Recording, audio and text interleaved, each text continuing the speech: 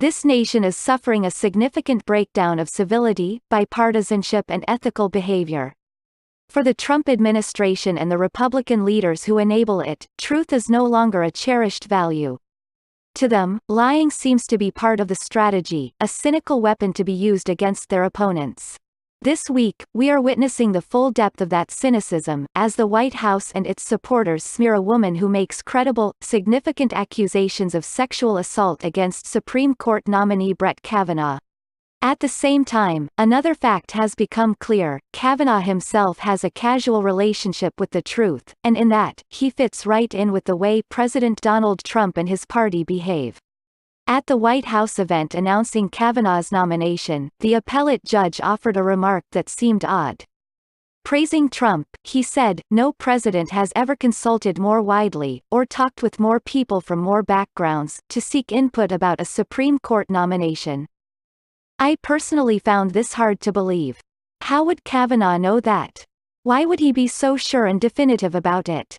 I did what we all do these days with the overwhelming list of lies coming out of this White House. I figured that Republicans were all in on it, that this comment would stand as just another obviously false spin in the process of getting another illegitimate seat on the Supreme Court for a conservative judge. But it turns out this was only a glimpse into the nominee's disturbing willingness to avoid the truth.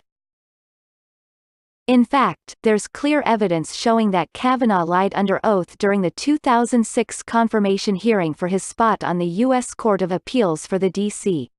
Circuit. I should know, I was one of the senators on the Judiciary Committee who questioned him. I asked Kavanaugh about his involvement as White House staff secretary in the highly controversial 2001 nomination of Charles Pickering Sr. to the Fifth Circuit.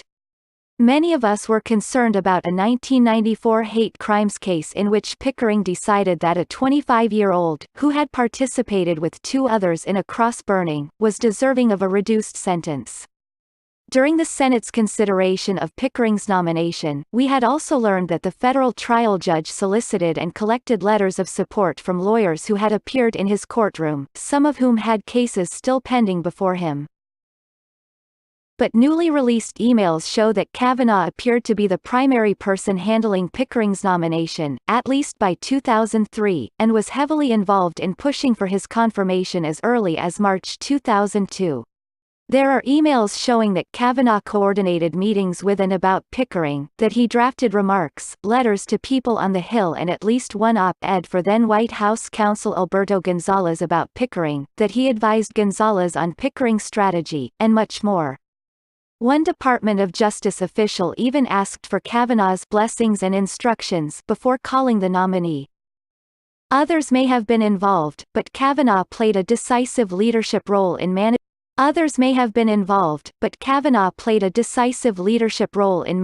Pickering's nomination and then lied to me about it.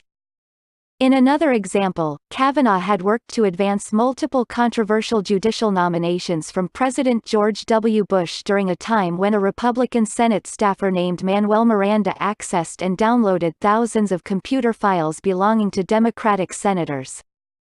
Because Kavanaugh could have been in receipt of the stolen documents, he was grilled by senators of both parties on the matter at his first confirmation hearing in 2004 and he denied any involvement.